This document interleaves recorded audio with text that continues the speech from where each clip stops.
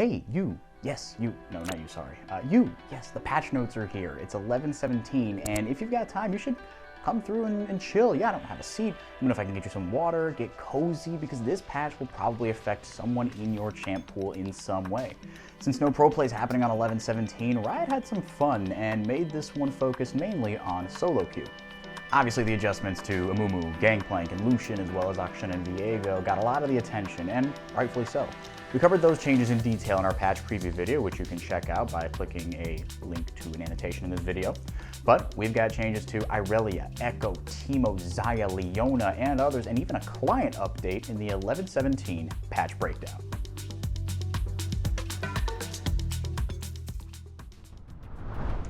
Alright, so here's the quick and dirty if you didn't click on the annotation. Amumu now has 2 charges on his bandage toss to make him better early, but he now doesn't scale as well with the damage off his W and the stun on his ult going down as well.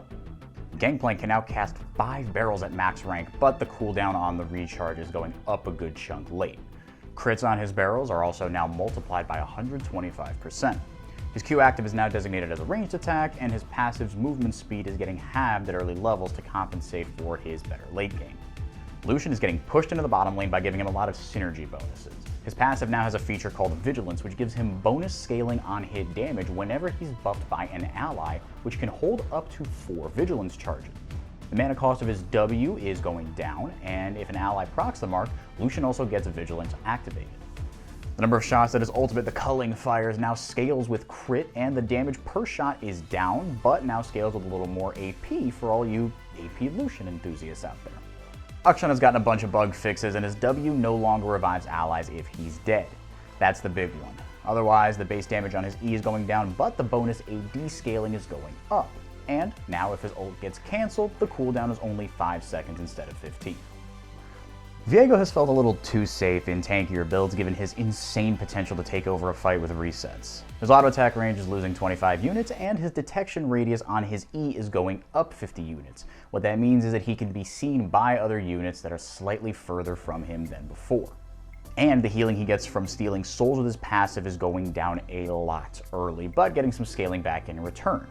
And the crit scaling on his Q is now a bit nicer as the one positive change to Viego.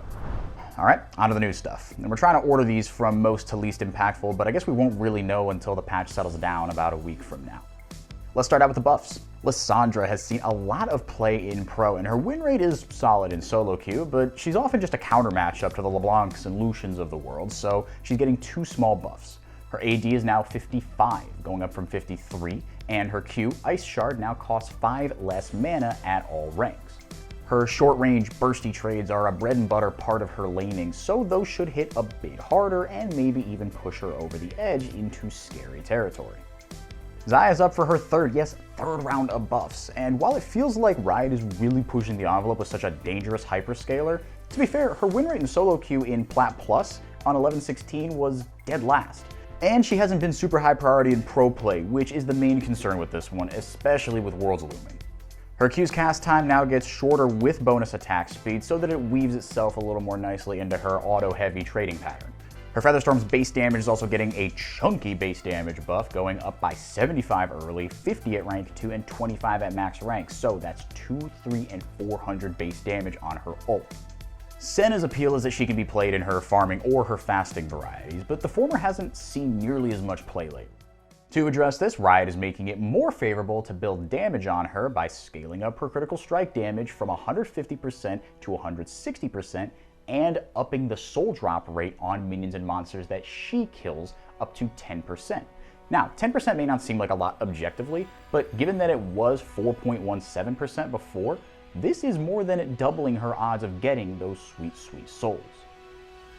Ekko Jungle is getting a buff. He's a middle lane flex as well, but his presence in the jungle should be made better by the bonus damage to monsters from his 3-hit passive, Z-Drive Resonance, going up from 150% to 200%.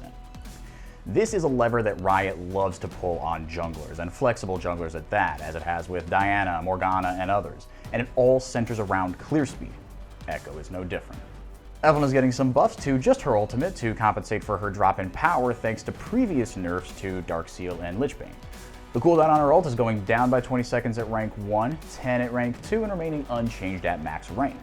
It's her biggest and most signature ability and helps her snowball a ton. So from that perspective, the snowballing that she lost from those items nerfs, she should have more reason to take fights now and get that back, that she could finish off with her ultimate more often.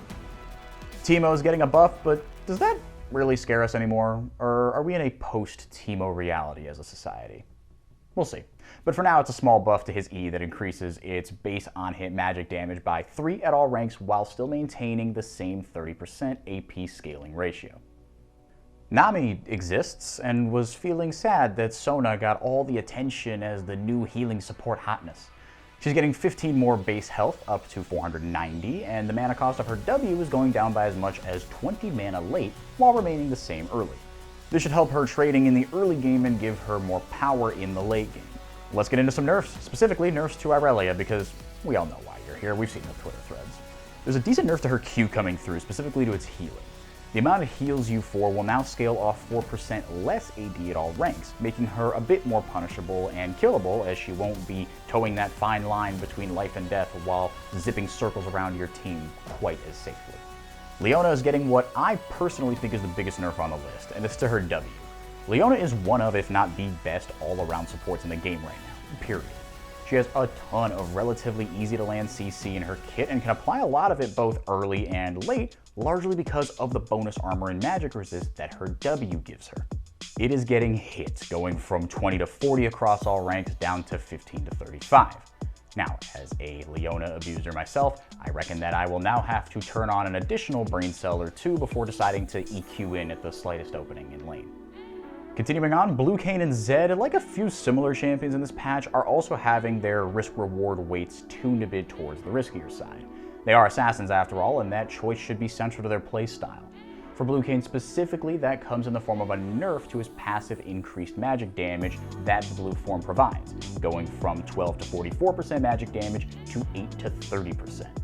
This is a pretty big nerf numerically, and it's to basically nerf his Gore Drinker build that like a lot of assassins are building these days. Instead of sustaining through fights, which is what Red Kayn is supposed to do, the hope is here that Blue Kayn players will have to make up for that by going more all-in on damage to find success. Zed is getting a similarly themed nerf. The bonus AD ratio on his Q is going up from 100% to 110%, but his ease is getting nerfed from 80 to 65%. Additionally, his ultimate death mark is having its cooldown increased by 10 seconds at rank 2 and by 20 seconds at max rank. And finally, to round out the nerfs, Graves. He has to now spend 20 more mana on his Q because one of you decided he should go in the mid lane. Leave him alone. Stop that. Get some help. He just wants to PvE in the jungle. He has a smokescreen, crying out loud. Anyway, now to items. The big ticket item on this list is Divine Sunderer, since it's become a go-to choice on anyone with even a tangential, yeah, no, the Spellblade proc is so nice, bro, argument. And Spellblade is fine, that's not really the concern here. More so that Riot is worried that the AD on the item made it a little too easy a choice on Marksman, for example, so that's getting toned down from 40 to 35. Try as they might, Riot just hasn't been able to give Hullbreaker yet its moment in the sun. It's a split pusher item through and through, and even after some pretty decent buffs to the resistances the item gives, it still wasn't enough. So it's getting another 100 health for a total of now 400 instead of 300. Serpent's Fang kinda came out of nowhere as a cheap legendary with decent lethality value for the money recently. And I know I'm not the only one who was watching certain matchups in pro play going, does the enemy team just have shields that I don't know about? And maybe that's the case, but the point is that it's lost its identity as a niche item into that scenario, so Riot is knocking the lethality down on the item from 18 to 12. Speaking of items that saw a recent rise into the limelight, Wit's End has gone from Maul Malmortius' attack speed focused cousin to just an attack speed focused early slam regardless of opponent resistances, so its scaling is being gated. Here's how. Instead of scaling linearly, the on-hit magic damage now stays at 15 from levels 1 to 8, but then jumps to 25 at level 9 and scales back up to the same max level cap of 80. So it'll still be just as good, just not early. Finally, Youmuu's Ghostblade is getting a big buff. Riot is reverting the patch 1023 changes to the item, which means that 2020 Youmuu's is back. For those of you that don't remember exactly what that looked like, it now costs 2,900 gold instead of 3,000, has a new build path that replaces pickaxe with Caulfield's Warhammer, which means, yes, that the item gets ability haste, 15 to be exact, when fully built. But it's losing 580. The item was way too niche nowadays and rarely picked, especially early, so this more general appeal should make it a more attractive item for AD assassins to consider. Now on to runes, or rather rune singular because it's just the one. Fleet Footwork. It's struggled as of late and is getting a buff, but not just a linear one. It's the healing on that energized basic attack that's getting reworked. Healing against champions is going from 3 to 60 based on level to 10 to 100 based on level, and the AD and AP scaling are each increasing by 10%. But here's the catch. The healing against minions is getting slashed, with melee champions getting just 20% effectiveness down from 100 and ranged down to 10% from 20.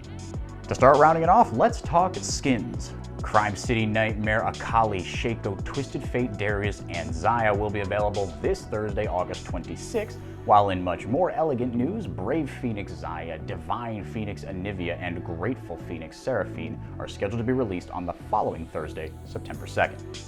Lastly, Riot has made tangible, long-awaited improvements to the League client. Its web browser is being updated, which theoretically should also provide a long-term foundation upon which to build out even more future improvements. Whew, I'm tired. I'm gonna go take a nap. You should too. Sleep is important. And when we wake up, it'll be that much closer to Wednesday, and patch 11.17 will be that much closer and ready for play. Thanks for watching. Let us know what you think of these changes or our analysis of it, but be nice. And hit us up on our Twitter and on our website to stay up to date on all your esports news in League and beyond, and make sure to subscribe to the channel to stay up to date.